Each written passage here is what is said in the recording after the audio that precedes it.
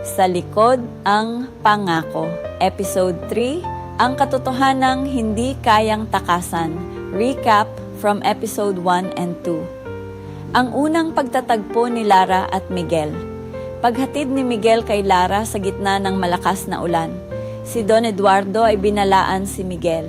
Si Miguel ang bagong supervisor ni Lara.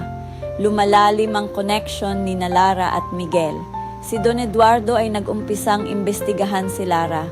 Ang pagsiselos ni Karen kay Lara. Binunyag ni Sofia na siya ay fiancé ni Miguel. Sa office lobby ng umaga, nakatayo si Lara at Sofia, mararamdaman ang tensyon at katahimikan. Wika ni Sofia, matagal na kitang gustong makilala. Sagot ni Lara, ako po. Pero bakit po?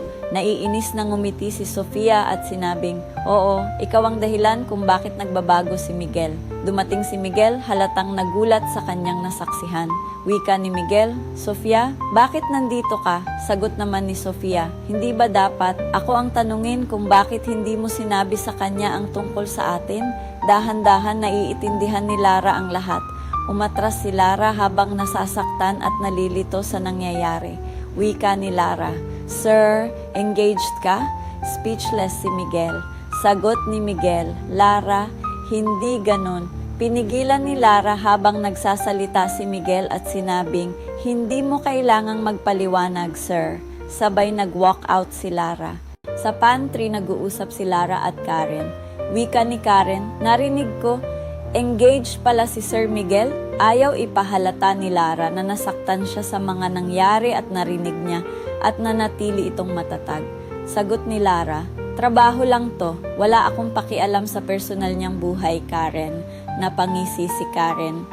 Sa kabilang banda naman nag-usap si Miguel at Sofia. Wika ni Sofia, bakit mo siya nilalapit sa mundo mo? Sagot ni Miguel, hindi ko siya nilalapit, kusa siyang dumating. Nagsalita ulit si Sofia at kusa ka ring nahulog, natahimik si Miguel. Nag-flashback kay Miguel ang mga kabataan niya habang kausap nito si Don Eduardo. Wika ni Don Eduardo, ikakasal ka kay Sofia para sa negosyo, para sa pamilya. Sumagot ang batang Miguel, pero hindi ko siya mahal, Dad. Pagalit na nagsalita ulti si Don Eduardo at sinabing hindi kailangan ang pag-ibig para sa kasal. Mas importante ang negosyo ng ating pamilya. Matapos maalala ang usapang iyon, bumalik sa kasalukuyan ang isip ni Miguel at iniwan si Sofia. Pinuntahan ni Miguel si Lara at sinubukan itong kausapin. Wika ni Miguel, Lara, please makinig ka muna sa akin. Sumagot si Lara habang patuloy na iniiwasan si Miguel. Sir, trabaho lang po tayo dito. Sabihan niyo lang po ako kung may ipapagawa kayo sa akin para makabalik na ako sa trabaho ko. Tuluyan nang naglakad papalayo si Lara. Walang magawa si Miguel at napabulong na lang ito sa sarili habang pinapanood si Lara. Hindi ko pinili ang engagement na to, pero bakit siya ang nasasaktan?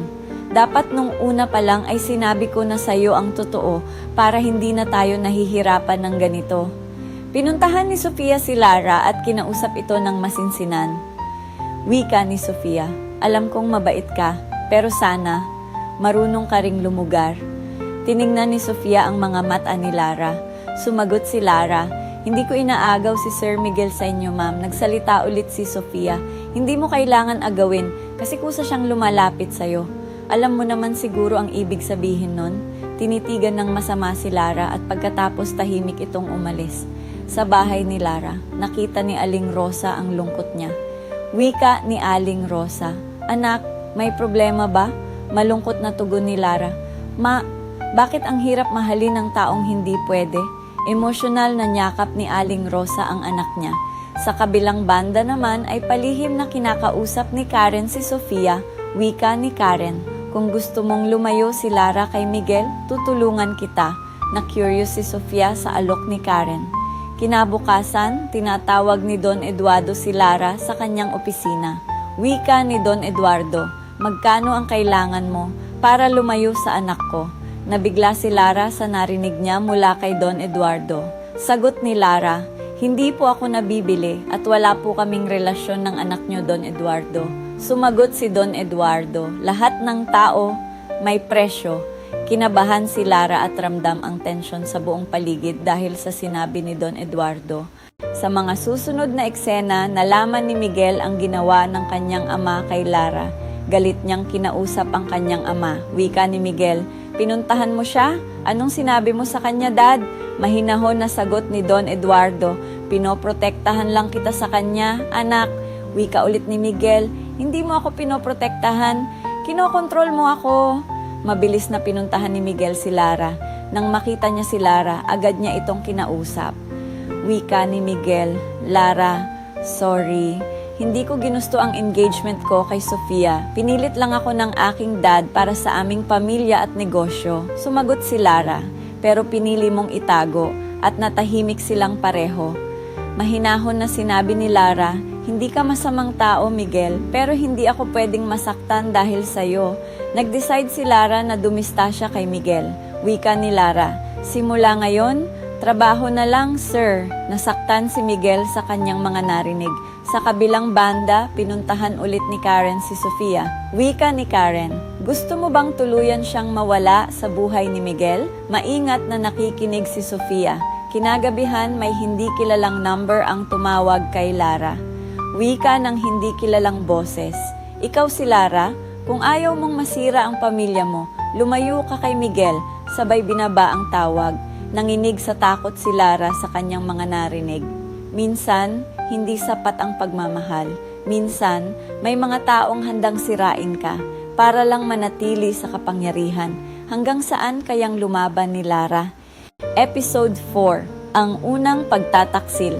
Madaling araw sa bahay ni Lara. Si Lara ay nagising ng madaling araw, tahimik, halatang hindi nakatulog. Nakita siya ni Aling Rosa at nilapitan ito. Wika ni Aling Rosa, "Anak, okay ka lang ba?" Simagot si Lara, "Opo ma, pagod lang, matulog na po kayo ulit, wag niyo po akong alalahanin." Lumabas sa kwarto si Aling Rosa pero halatang may kinikimkim ang anak sa kanya. Umaga sa opisina, normal day, pero may tension. Patuloy na iniiwasan ni Lara si Miguel. Subalit lumapit si Miguel at sinabing, "Lara, pwede ba tayong mag-usap?" Sagot ni Lara, "Sir, may deadline po tayo." Natahimik si Miguel sa mga sinabi ni Lara. Sa cafe, may secret meeting ulit si Karen at Sofia. Wika ni Sofia, "Sabihin mo sa akin kung anong plano mo?" Sagot ni Karen, "Madali lang, pag sinira ang reputasyon niya, lalayo siya kay Miguel." Si Sofia ay pinapakinggan ng mahinahon si Karen. Wika ulit ni Sofia, "Sigurado ka na sapat na yon?" Sagot naman ni Karen, "Kilalang kilala ko si Lara. Kapag pamilya na ang nadamay, siya na mismo ang lalayo." Nagkakagulo sa construction site na pinagtatrabahuan ni Lara at Miguel. Wika ng empleyado, nawawala ang project files, malakas na tanong ng boss. "Sino ang may hawak ng original copy?" Lahat ay tumingin kay Lara.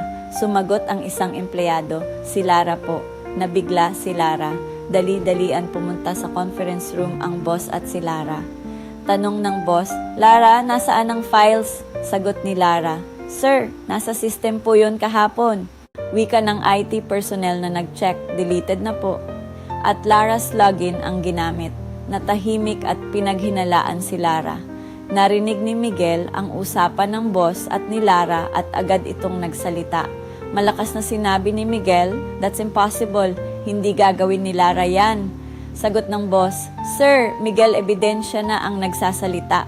Nanginginig sa takot si Lara sa mga naririnig nito. Palihim na ngumingiti si Karen. Wika ni Karen sa kanyang sarili, "Pasensya na Lara, pero kailangan ko to." Bigla din nagsalita si Sofia at sinabing, "Miguel, baka hindi mo pa lubos na kilala ang babaeng pinagtatanggol mo." Naguguluhan si Miguel. Tumakbo papuntang restroom si Lara at umiiyak ng tahimik. Wika ni Lara sa kanyang sarili, "Hindi ko ginawan to. Hindi ko kayang gawin to." Nilapitan ni Miguel si Lara. Wika ni Miguel, "Naniniwala ako sa'yo." Tinitigan ni Lara ang mga mata ni Miguel. Ngunit nasasaktan pa rin ito sa mga nangyayari at hindi mapigilan na umiyak. Sumagot si Lara, pero hindi lahat naniniwala. Sa opisina ni Don Eduardo ay kinakausap nito ang boss ng palihim. Wika ni Don Eduardo, Narinig ko ang mga nangyari tungkol sa construction site. Tanggalin niyo siya, ayoko ng gulo sa kumpanya ko. Dali-dalian nitong tinawagan si Lara. Wika ng boss. Lara, suspended ka habang iniimbestigahan ng insidente. Nanigas at natahimik si Lara sa kanyang narinig. Sa kabilang banda ay pinuntahan ni Miguel ang security room para imbestigahan ang mga CCTV logs at nakita nito na may ibang tao ang gumagamit sa computer ni Lara, zoom in at nakita niya si Karen. Hindi makapaniwala si Miguel sa mga nakita nito at dali-dalian pinuntahan si Karen. Galit na nagsalita si Miguel, "Ikaw ang nag-delete ng files?" Nagulat si Karen at sumagot, "Ginawa ko lang ang dapat sa kanya." "Bakit mo yun ginawa?" tanong ni Miguel. Sagot ni Karen, "Kasi hindi siya bagay sa mundo mo." Habang galit na kausap ni Miguel si Karen, palihim naman na nakikinig si Sofia. Susunod na araw, si Lara ay tahimik na nag-iimpake ng kanyang mga gamit. Dumating si Miguel. Wika ni Miguel, "Lara, alam ko na ang totoo." Sumagot si Lara, "Hindi na mahalaga." Wika ulit ni Miguel, "Pinagtaksilan ka ni Karen." Malungkot na ngumiti si Lara at sinabing, "Hindi ako nasasaktan dahil sa trabaho. Nasasaktan ako dahil naniwala ako sa mga taong hindi pala totoo." Habang papalabas na sa opisina si Lara ay nakatanggap ito ng text message. Ang mensahe, "Lumayo ka kay Miguel o susunod ang nanay mo." Nanigas at namutla ang muka ni Lara sa kanyang nabasa. Hinarap ni Miguel ang kanyang ama na si Don Eduardo. Galit na wika ni Miguel, "Ikaw ba ang may kagagawan nito?" Sagot ni Don Eduardo, "Ginagawa ko lang ang kailangan para sa pamilya." Nagsalita ulit si Miguel at sinabing, "Hindi pamilya ang pinoprotektahan mo, kundi ang sarili mo." Nagmamadaling makauwi si Lara sa bahay nila.